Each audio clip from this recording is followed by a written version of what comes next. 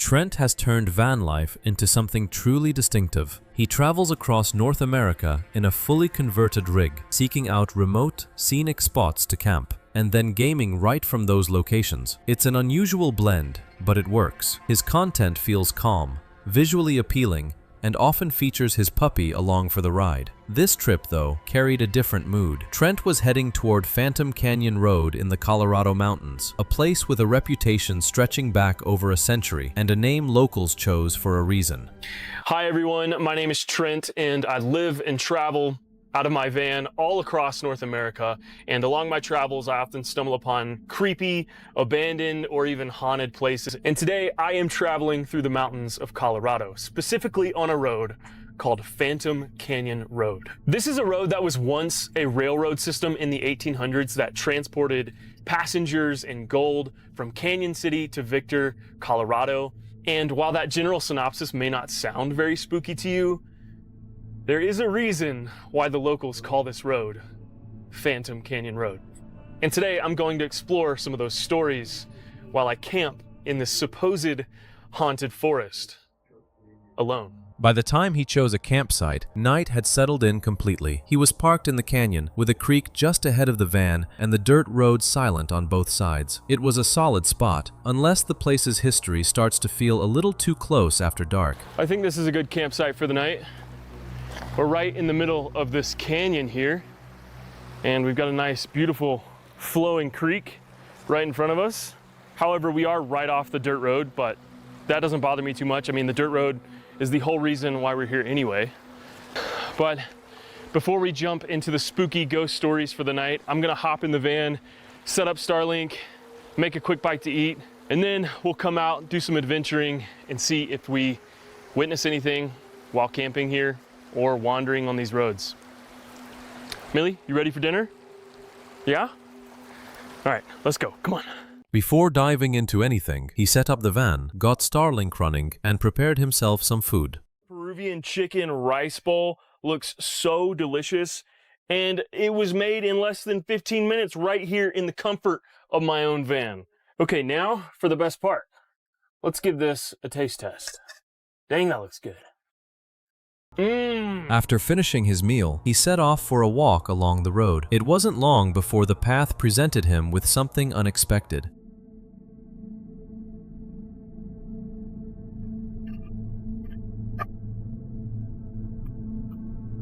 Wait.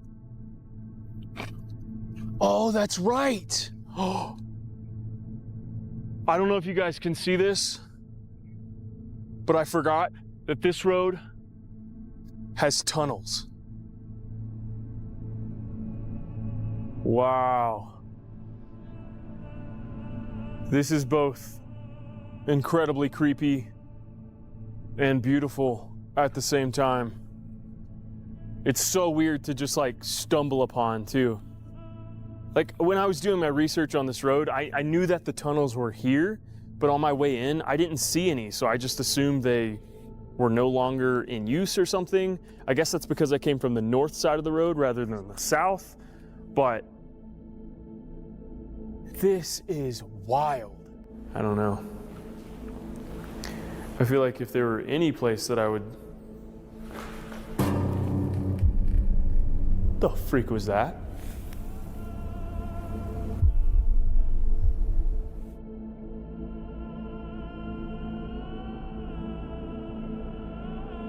I swear, oh, it's bats.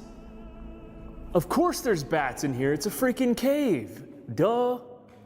He couldn't tell whether the tunnel walls were distorting the sound or if something was actually out there. The camera might have captured it, though he wasn't certain about that either. He remained motionless, listening carefully for a while. I just wonder if there's any correlation there.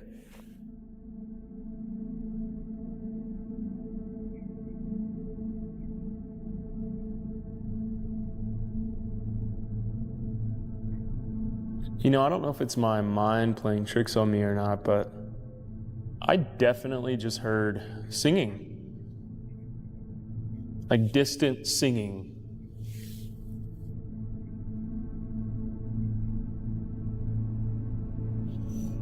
Okay, I know for a fact that the camera can pick it up. It is so faint that I'm like struggling to hear it. And I don't know if it's like the sounds bouncing off the tunnel walls or what, but it literally sounds like people singing.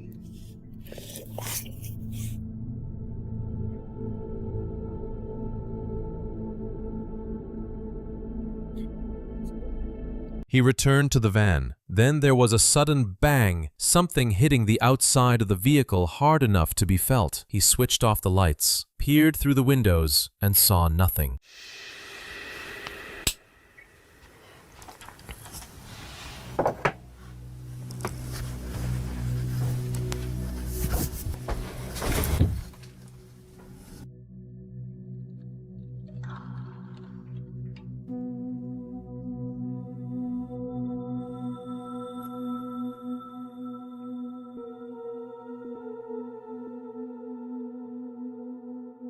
Okay.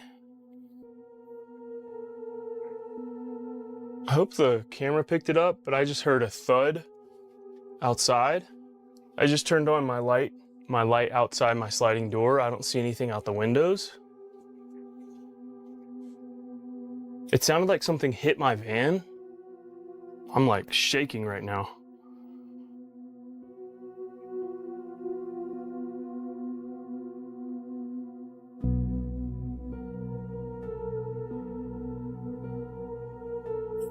Hello?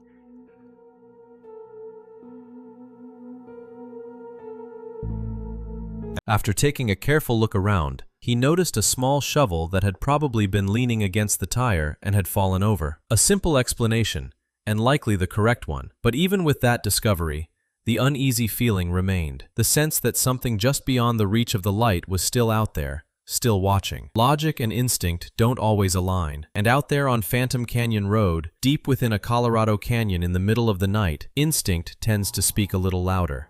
This footage comes from a channel called 50/50 Fishing, run by a creator named Joseph. His videos are usually relaxed, focused on fishing, water, and peaceful outdoor moments, the kind you watch to unwind. But this upload was different. Joseph stepped outside his usual routine and went on an overnight camping trip deep in the woods. He expected a quiet night beneath the trees, but what he experienced was something entirely unexpected. On August 8th, 2023, he and a friend drove out to their chosen location and began setting up camp. Consider it pops open like an ice shanty. Set it on the ground. Or it's just like a dang shanty. And you just pop this. Pop that. No, that's it. The tent is up, bro. Holy crap. That's nice. Bro, that's pretty fire. It's supposed to be 7x7. Don't really look like it. Boy, that's kind of slick. Look at that thing, man. It literally took 5 seconds. Yeah, that tent's kind of fire, though. I mean, it literally took, I mean, what takes the longest is doing the dang rain fly and stuff. And they really don't take long. Got a tent up in freaking 5 seconds, though. The evening began on a good note. They spent time fishing, joking around, while the forest remained still and quiet. Even after night fell, everything felt calm, almost peaceful. But that kind of deep woods silence can be misleading, and that night, it didn't last. Hey guys, well, I'm probably gonna head to bed. I can get up early, hit the lake again. Got my mattress pad, got the sleeping bag. This little tent's all right. This ain't bad at all. Not like crazy roomy, but it's pretty good. Could fit 2 people in here.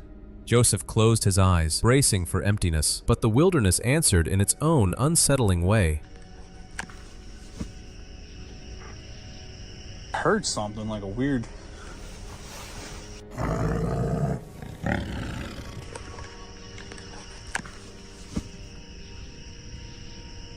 I just woke up. I heard something like a weird noise.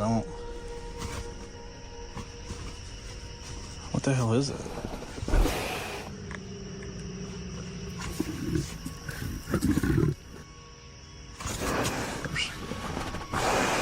There's something else.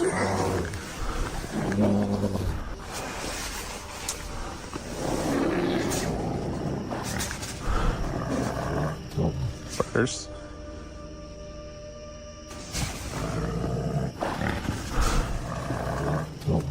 What the?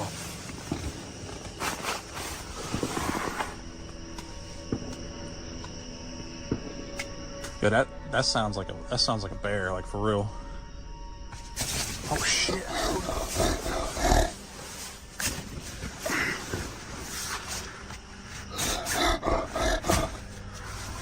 think it stopped, man. It like pushed my whole tent in right here. I'm about to go look. I'm gonna wait a little bit. I thought I heard it kind of run away. What the fuck? I don't know how the fuck I'm gonna sleep now.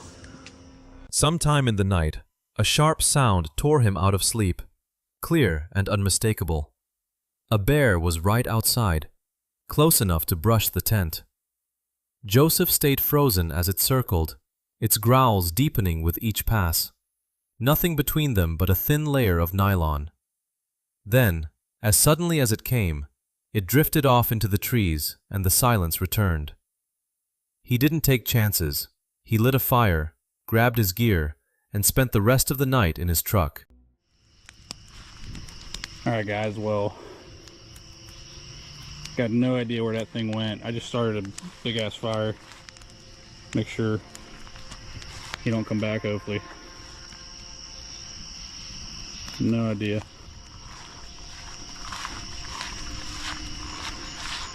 I think the tent's alright. I haven't seen anything on the tent. Man, I don't know, I might sleep in the freaking... What was that? I just heard something. I might sleep in the damn truck tonight.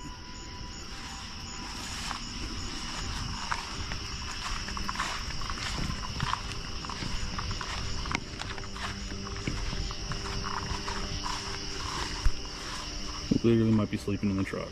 I don't have any food out or nothing. That's the reality of the wilderness. It doesn't give warnings. One moment, you're lying there, calm, listening to the wind in the trees. The next, something powerful enough to crush your tent is standing just inches away. Joseph made it through that night unharmed, but the outcome that nearly happened is far harder to forget. Roaming Reckless is a channel focused on solo overland camping, often featuring her dog, Tazzy. On October 26, 2025, she set out on a weekend trip into the Colorado desert. It started as a normal getaway, quickly turned into a situation that demanded patience and caution. A strong thunderstorm had passed through the night before, and although the campsite was popular, it came with a known risk. Rain could leave vehicles stuck. By morning, the clay-heavy soil, known locally as gumbo, had become dense, sticky mud, making even short walks with Tazzy a challenge. Driving out in those conditions risked getting completely stranded. The situation worsened when she realized the area was under a flood watch, with the possibility of flash flooding. Leaving wasn't an option until the ground dried out. She spent the day carefully managing the risk, checking a nearby dry creek bed for rising water and keeping Tazzy safely away. She cleaned off mud, reorganized her gear, washed dishes, and kept an eye on the sky for more storms. It turned into a waiting game where patience mattered most. Much of the afternoon was spent inside the vehicle, letting Tazzy rest, while she continued watching the creek from a safe distance. With movement limited by mud and flood danger, she stayed productive, organizing equipment and getting work done using Starlink.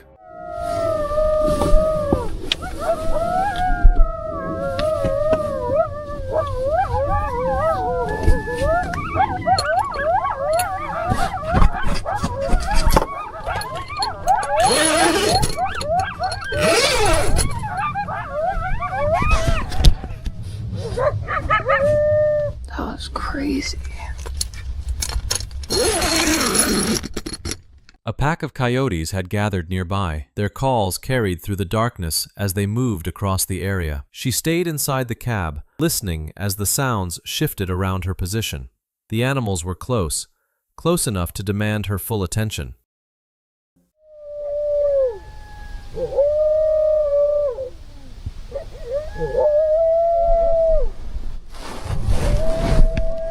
Oh my gosh, I see them. Yeah, I literally see them out there. Funny. By morning, conditions had started to improve. The sun came out, the creek had dropped, and the mud slowly began to dry, opening a safer way out. She and Tazzy were unharmed. By mid-morning, she was getting ready to leave, confident the ground could hold the truck and that the immediate risk had passed. That wraps up tonight's video. If you enjoyed it, make sure to like and subscribe if you haven't yet. New episodes come out every week, and you won't want to miss what's next. Let me know in the comments which story stuck with you the most, or share your own if you've experienced something similar. Stay safe out there. I'll see you in the next one.